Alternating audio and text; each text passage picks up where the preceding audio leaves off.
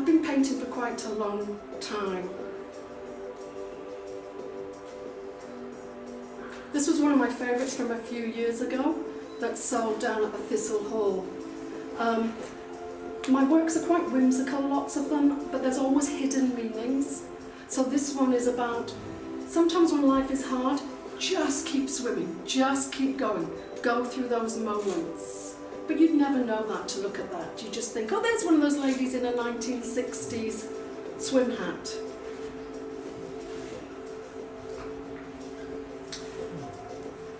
This is now hanging in Wales and was one of the first works that I did back in 2012. This one is actually beamed from New Zealand. It was bought in New Zealand and then it travelled to the US and it's now back in New Zealand with the owners. Those are real goody-goody gumdrops. I am a teacher and originally I taught performing arts for many years over in Hutt College. This student, I taught her name is Jasmine. She went on to Fitarea and has danced all over the world. She actually performed this welcoming at the airport, at Wellington Airport, when we didn't have COVID.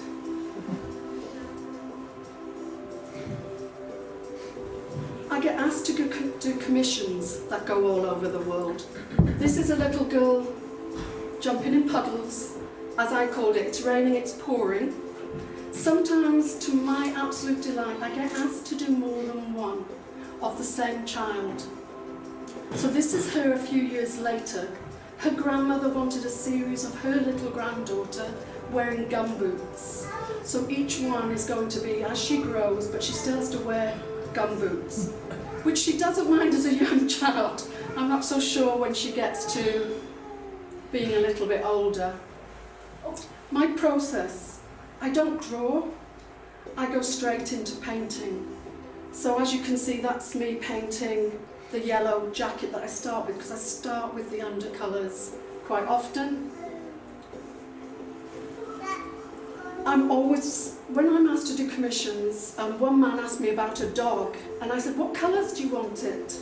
And he said, I would love it to be black and white. My dog's black and white. And I said, really? Do you need a different artist? Because I don't paint with black, and I very rarely use white in its pure form. So I was really blessed when this lady asked me would I paint her granddaughter, because she loves pink, she loves orange, and she loves turquoise. So I was in my heyday. And then she's recently come back and asked for another one of her granddaughter to be painted. And that is a fantastic feeling. Yes, I do my happy dance! Lots of my paintings of animals are actually self-portraits. So I have a whole series of puffins, which are called the Misadventures of a Puffin. And that puffin is me. So these two paintings are hanging in Wales, because this little girl is from Wales. And then you can see her as she's aged a little bit.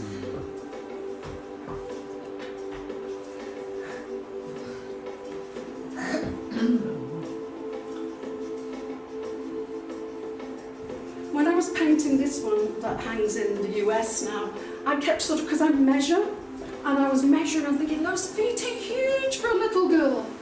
And then I actually spoke to the mother of the little girl, and she said, oh, she was playing dress up. She was in my shoes. So I had gone through this whole worry of measuring and thinking, those feet are too big. But in actual fact, they were the mother's shoes.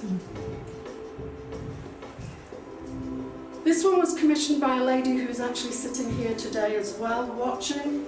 These are her nephews. I talk to the paintings as I'm working. So I'll have a conversation, which I know this sounds really insane, but I have conversations with the people I'm painting. So these boys absolutely love cricket. The whole family are cricket fanatics. So I called it Love with Every Thread and Spin. And behind the works in the underpaintings, I do either messages that are personal to the client or the family, or cricket balls or something that's representative. Yes, we had a giggle from someone in the audience then. So, this is actually Archie, who's sitting here. And they've kindly brought in today, so you can see the original. Archie, come on, you're a performer, come here. And this is, come stand in front of that camera. This is Archie.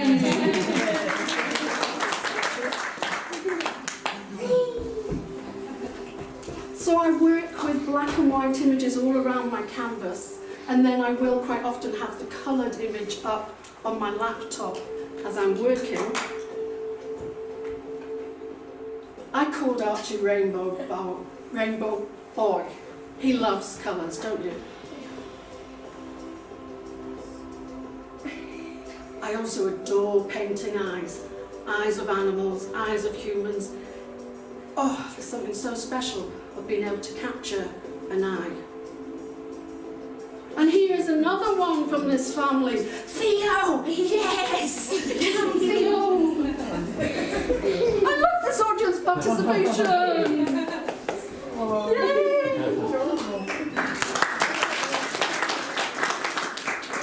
Thank you, Theo. Wave to them. Yay!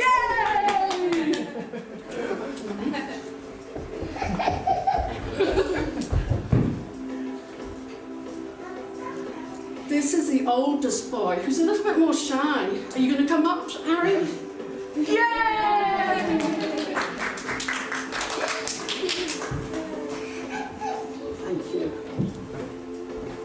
Harry loves cricket as well. So this is Harry, and behind his images, oh, thank you very much, Harry. Are my interpretation of those spinning cricket balls. So I painted 4 brothers. I'm just going to have a sip of water, sorry. That shows you me looking, with the work around me.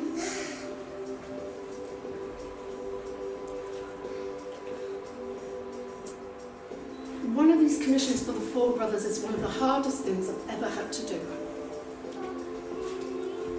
And I hope I did it justice, because the next painting that you see is of the child that actually is no longer part of their family. But because I get that, can you be a part of this?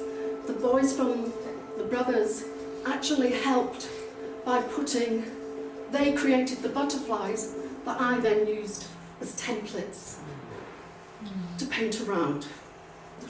This is one of the only photos that they have of their child, Lockie. And in it, I've overemphasised the hearts that the grandmother knitted on the cardigan, which are the pearl knit one, pearl one, but to me I made into hearts. And that very important, those moments of a mother holding on, and her mother hand on it as well. Apologies. So as you can see, I do get quite involved in the work that I do. This is Little Dot. Little Dot lives over in Cambodia. So her grandmother wanted the painting. And I don't usually go for such the fluorescent red. And this lady actually loves greens, but I quite often work intuitively as well. And said, are you okay if I just go with colours that are, for some reason, they're calling out to me? And she said, yes, yes, I love colour, you go for it. So I think this is the most sort of red painting I have ever done. But she loves it, she really does. Once again, the flowers are representative of her heritage. So one side there's the Cambodian sort of flowers.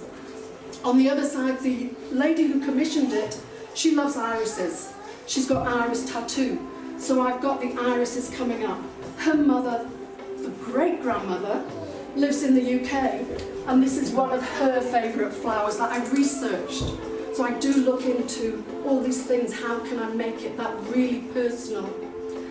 And then the daisies, I quite often do daisies representing family members who are there. So that girl dancing, she was twirling around, and as she moved, there was a daisy for each of her family member. whether they were living in America or living in Scotland.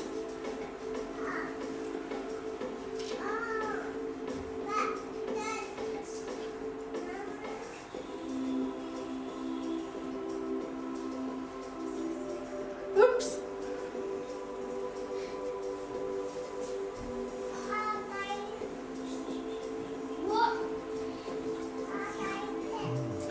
Bit of promotion there.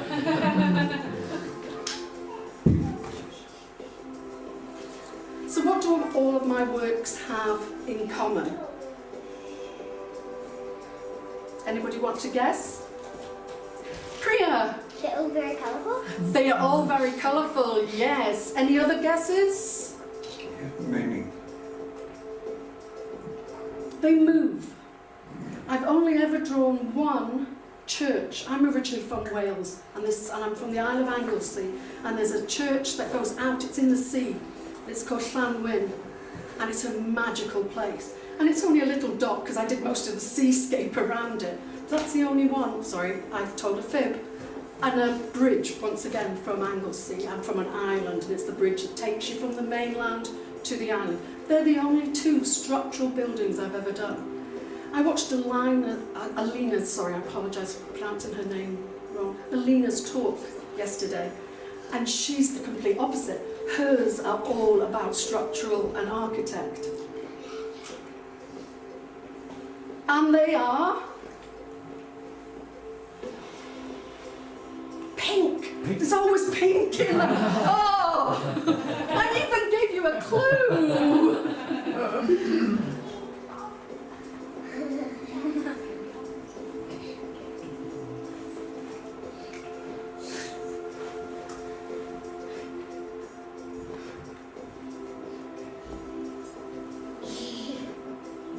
Anybody want to guess what the fourth would have been? Priya? Just a dog. Take away the dog and just... Yes, just crumbs. So, and I thought about his tail just at the end as he's sort of walking off, wagging his tail, because he's got the donut and then just the crumbs. So that was my idea for the fourth. It's never virtualised. Maybe one day.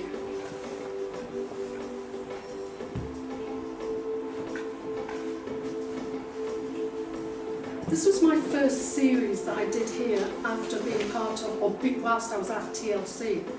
And I did it for a Thistle Hall exhibition. So as a drama teacher and a performing arts teacher, Shakespeare's always been huge in there for me. And so this is my 7 stages of life. So me as the cheeky little monkey. Me as a toddler who thought, yeah, I know everything. And if somebody wanted to say something, I'm like, no, it's me, I know. I'm 16, I know absolutely everything. When I went to university, I won't tell you exact which decade, but my hair was up, bleach blonde, and if I didn't have money for gel or mousse, it was sugar with water and spiked up. And I put on a bit of lipstick and earrings and yeah, I'd go out and party. So that was me, the experimenter. Chewing the cud. I spent some time in Scotland. The Highland Coo is my favourite of the cattle breed. I just love them. And as you've probably guessed, I do like to talk, so that's chewing the cud. The explorer. I spent a year travelling, and that year took me around the world. So I thought being depicted by a camel was quite good. Also, my family lived in Egypt for a while, and I have a tale of my sister being carried off by a camel, which I find quite good. I thought of my sister being carried off by a camel. This is me at the teacher stage of my life, where students just aren't quite doing what I want, and I just go, yeah, that look. And any of you who have children, yes. And when we sort of emigrated to Canada in 2002 with our young 3-year-old, we saw bears, not far from where we lived, and that protective feeling. So it was my absolute pleasure when this actually went to Canada. So that picture, originally from my Canadian time, went to Canada. So this is me supposed to be then like giving my child a hug, because everyone needs a hug someday. So this is him, not me this time. This one's sold down at the Fishbowl in Nai. This is back to me with that someone thinking they know better than you stage.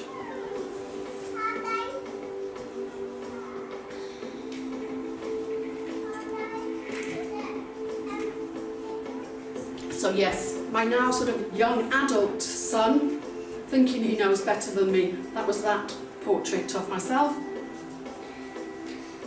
Yeah, he doesn't know better than me. He just thinks he does. And this one was after being in Gisborne with friends and drinking hee-hee wine. And because the more wine we had, we just became more giggly with it. And so that's me as the adult, just still being rather childish and smiling. So a commission rather than a self-portrait this time.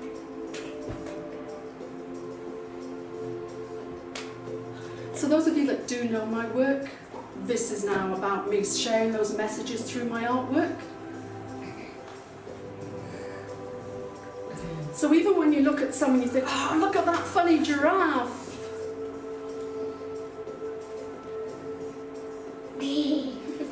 Which sold recently at Partica. They're endangered animals. There's meaning behind my paintings and why I'm choosing to do those. So if I can get anybody to look at them and think, oh, that's a lovely giraffe, but do you know they're endangered or there's only so few left, we need to protect them? That's what I'm trying to get across with those messages.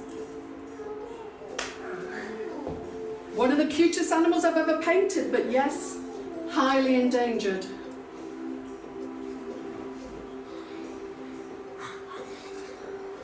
So this is called Hanging On by 1063 threads, because literally there's only 1063 of the mountain gorillas left today in the world. They don't do well in captivity. So when their land is being taken away and things, they can't move anywhere else. They do not survive in different environments. So in this one I've got heads in the background. So I originally painted this on a loose canvas at the Learning Connection, and it was a different background. It was lots of Cambodian temples. And then I left that under painting and painted the gorilla into the rock for this one. There are less than 8,000 black rhinos.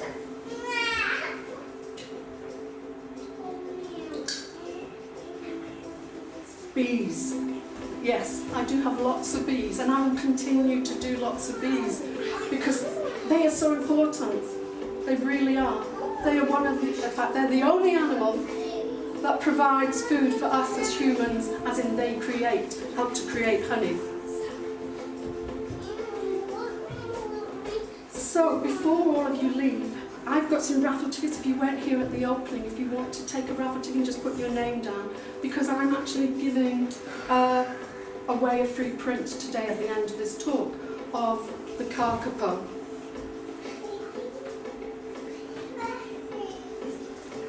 So this is my painting, which is behind the screen over there that I have the prints from. I'm giving 30% from the original price of the painting and then 30% from the prints to the kakapo recovery program.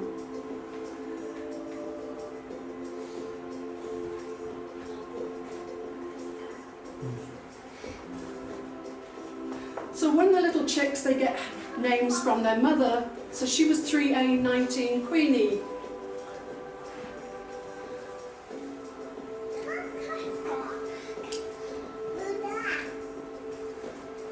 Who said it's her favourite bird? And that's Scott, actually being photographed. He works for the recovery program. I've never met Scott, but I got in contact with him through Instagram, just saying, oh, your pictures are amazing. would I be able to paint one? And he kindly said, yes, you can. Some photographers ask for a donation, which I kindly give, it's their work. But this gentleman was like, yeah, not a problem. But I am sending him a print as a way of thanking him.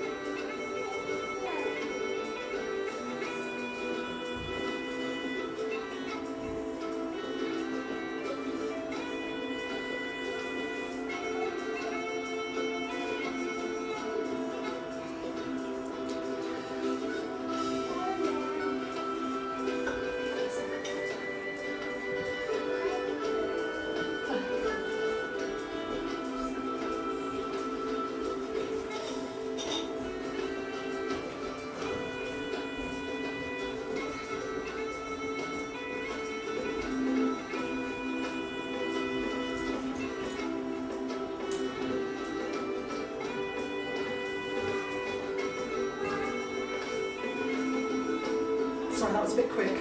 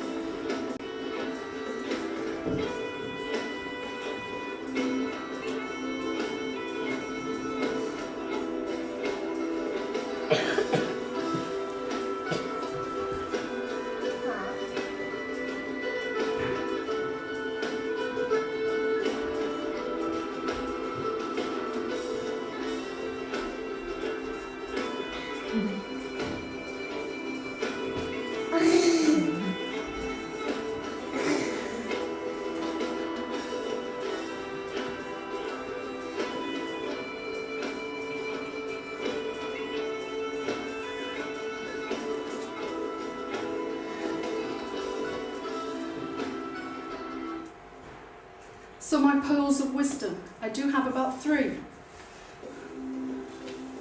Put yourself out there. So if you're a young artist sitting here, don't wait for someone to come knocking on your door saying, oh, would you like to exhibit with us? Get out there. Instagram. You can sell work online. You do not have to be represented by galleries. You never know what you can do. There you go. Who knew a cow could shove his tongue right up his nose? Yeah. You just have to try. Celebrate whatever is special about you. Whether you're shy, whether you love colour, whether you love dance, whatever it is, just celebrate. Step out from the shadows. So you see, you look at this painting and you just think it's a leopard, but there's more to it. Each leopard has a rosette, which is like a human fingerprint. So every one of these creatures is different from the next one. Same as humans. So these are a few of the things that I've been involved in. And one of the things I didn't mention on here was last year actually, I took part in painting NHS workers over in the UK, portraits for the NHS. And it was just to celebrate those nurses and doctors that went out there every single day into those awful conditions of COVID hospitals. And I sent those across to them for free. The whole was just supposed to be as a way of thanks. That's Canada in 2003. That's the little boy who then you saw me getting the pat at when he didn't want to. Chorus box. I got the neighbour from across the road. Her little boy kept coming and was very interested in what was going on. So I got them to just get involved and help to paint on the side. Taufai Primary School.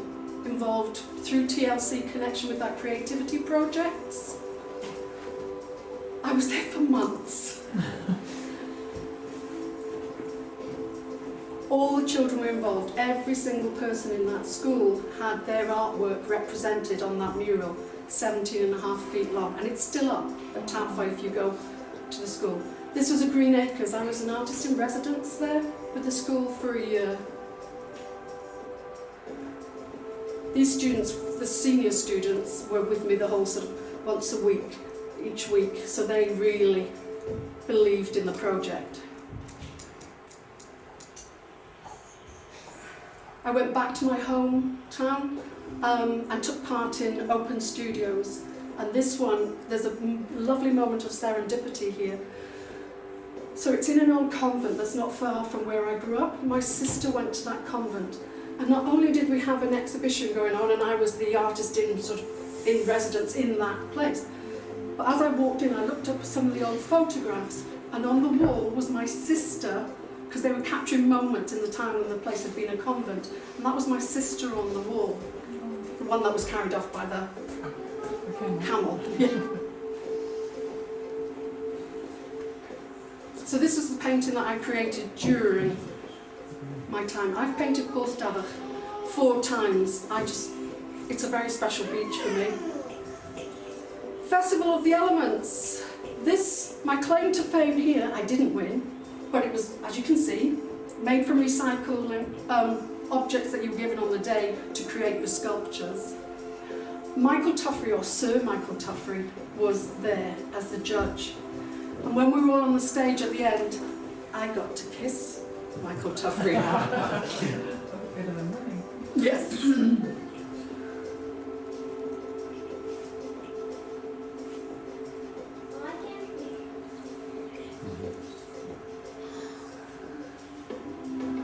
And if you are an artist, you can merchandise your work in different ways. Redbubble, Society 6, Fine Art America. In fact, there's a lady there with one of my bags. So it's another way of bringing income for yourselves if you are artists. My other pearl of wisdom is just be yourself.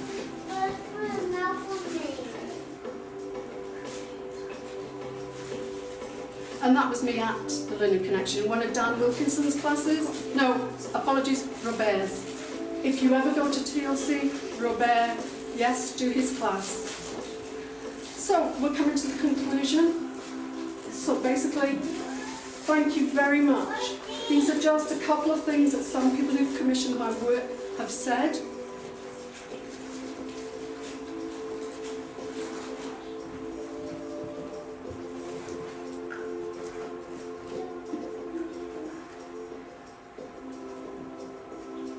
So thank you for viewing and listening. I do have these raffle tickets that I will draw in a few minutes. If any of you haven't got one and you'd like a raffle ticket.